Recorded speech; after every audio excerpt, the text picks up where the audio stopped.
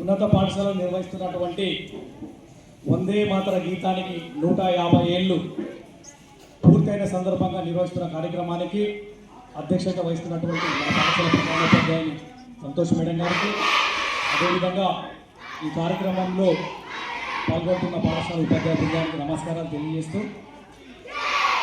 చిన్నారి విద్యార్థులకు ఉపాధ్యాయ బృందానికి అందరికీ కూడా వందే మాతర గీతం 150 సంవత్సరాలు పూర్తయిన సందర్భంగా అందరికీ కూడా శుభాకాంక్షలు తెలియజేస్తున్నాను.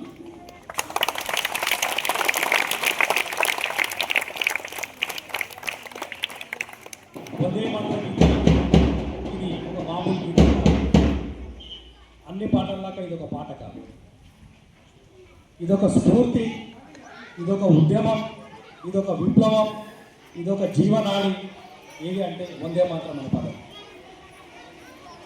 ఈ వందే మాతరం అనేది దీని పుట్టు పూర్వతరాలు తీసుకుంటే కరెక్ట్ 150 సంవత్సరాల వెనుక బంకిం చంద్ర చటర్జీ గారు,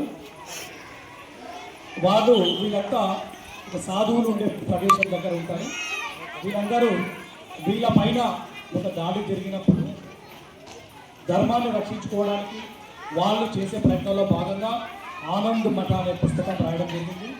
ఆ పుస్తకంలో మొట్టమొదటిసారిగా వందే మాతర గీతాన్ని ఆయన రాయడం జరిగింది. ఈ వందే మాతర గీతాన్ని ఇప్పుడు పూర్తి వర్షం మీరు విన్నారు ఇంతకుముందు.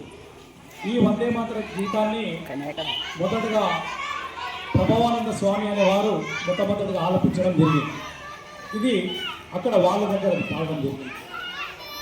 తర్వాత దీన్ని 1890 సంవత్సరంలో జరిగినటువంటి భారత జాతీయ కాంగ్రెస్ సమావేశాల్లో మొట్టమొదటిసారిగా అందరి ముందుకు తీసుకురావడం జరిగింది.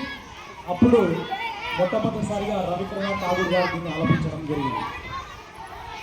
ఇది బెంగాల్లో రాస్తే తర్వాత సంస్కృతంలోకి, తర్వాత మిగతా అన్ని భాషల్లో కూడా అనువదించడం జరిగింది. ఎప్పుడైతే 1905లో బ్రిటిష్ వాళ్ళు డివైడ్ అండ్ రూల్ పాలసీ కింద బెంగాల్లో మేధావులు ఎక్కున్నారు, పోరాటం వాదులు ఎక్కున్నారని చెప్పి దీనికి సమస్యకు బెంగాల్ని విభజిస్తేనే దీనికి సమస్య ముడిపడుతున్న డివైడ్ అండ్ రూల్ పాలసీ కింద 1905లో బెంగాల్ విభజన చేసినప్పుడు బెంగాల్ విభజనను వ్యతిరేకించడానికి భారతీయుల చేతిలో మొట్టమొదటిసారిగా ఆయుధమైన పదం వందే మాతరం గీతం. అప్పటి నుంచి బ్రిటిష్ వారి చెవులలో ఏది సీసం కరిగించి పోస్తే ఎంత మంటలేస్తుందో అంత మంటలేసి ఏ పదం వింటే వందే మాతరం.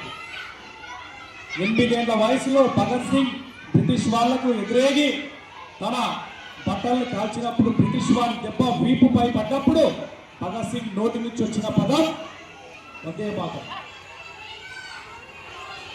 చంద్రశేఖర్ ఆజాద్ పార్కులో బ్రిటిష్ సైనికులకు దొరికినప్పుడు ఆయన ఉన్న తుపాకీ గుళ్ళలో 5 గుళ్ళు అయిపోయి లాస్ట్ గుళ్ళు మిగిలినప్పుడు ఒక బ్రిటిష్ వాడి చేతిలో చచ్చే కన్నా నా ఇంత నేనే కాల్చుకొని చచ్చిపోతాననే టైంలో బుల్లెట్ కనత వద్ద ఉన్నప్పుడు బుల్లెట్ కనతలోకి దిగే ముందు వచ్చిన పదం వందే మాతరం. అట్లా బ్రిటిష్ వారిని తిప్పలు పెట్టినానికి భారతీయులు వాడిన పదం వందే మాతరం. వందే మాతరం అంటే వందే అంటే వందనం, మాత అంటే తల్లి. తల్లి భూమి భారతి, నీకు నేను ప్రణమిల్లుకున్నాను, నీకు నమస్కరిస్తున్నాను తల్లి అని.